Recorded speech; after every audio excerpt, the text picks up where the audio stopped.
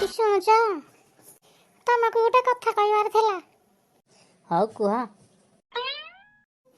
କାଲି ମ ଆମ ଘର ପାଖ ଯୋଉ ମୁନାର ବୋଉ ଗୋଟେ ଭଲ ନାଲି ଶାଢ଼ୀ ପିନ୍ଧିବାର ଦେଖିଥିଲି, ବହୁତ ସୁନ୍ଦର ଲାଗୁଥିଲା।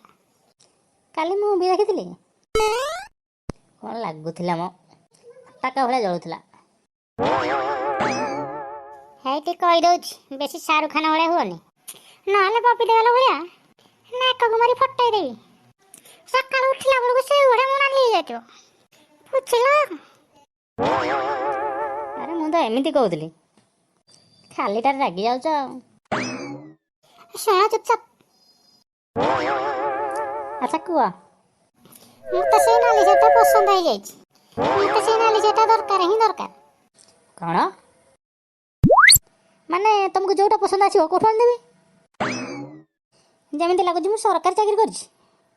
ଏମିତି ବି ସରକାର ଲକଡାଉନ ଉପରେ ଲକଡାଉନ କରିଚାଲିଛି, ଏମିତି ବି କିଛି ରୋଜଗାର ନାହିଁ। ଲକଡାଉନ ତ ଏକଥର ହେଇଥିଲା, କୋଉ ତାଜମହଲଟା ବନେଇ ଦେଇଥିଲ କି? ଘରେ ବସି ବସି ବହୁତ ମଜା ଆସୁଛି ନା, ମୋ ଜୀବନ ଖରାପ କରିସାରିଲାଣି। ଠିକ୍ ଅଛି ମହାରାଣୀ, କେତେ ଟଙ୍କା କୁହ? 5,000 ଟଙ୍କା।